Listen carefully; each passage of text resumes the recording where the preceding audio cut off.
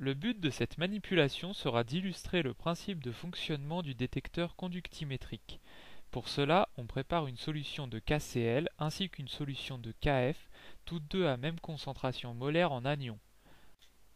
On dispose d'un conductimètre pour effectuer des mesures de conductivité sur les solutions, ainsi que d'un thermomètre pour vérifier que les solutions sont bien à même température. Une mesure de ces conductivités fait apparaître que celle de la solution contenant les ions chlorure est bien supérieure à celle contenant les ions fluorure. Ceci est bien en accord avec les valeurs de conductivité ionique équivalentes de ces deux anions. On prélève ensuite un volume équivalent de ces deux solutions que l'on mélange pour obtenir la solution que l'on va injecter dans la chaîne de chromatographie ionique.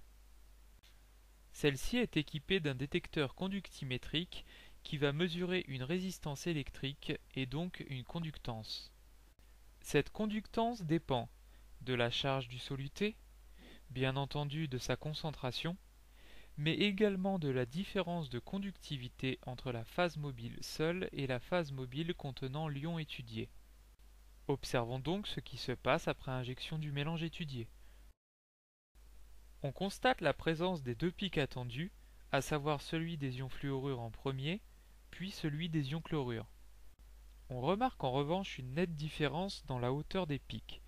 Puisque ces ions ont même charge et qu'ils sont en même concentration, cette différence provient de leur écart de conductivité ionique équivalente.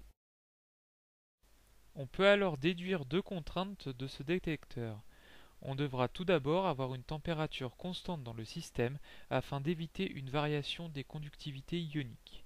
On devra également réaliser une gamme étalon contenant chacun des ions étudiés afin de pouvoir faire une analyse quantitative.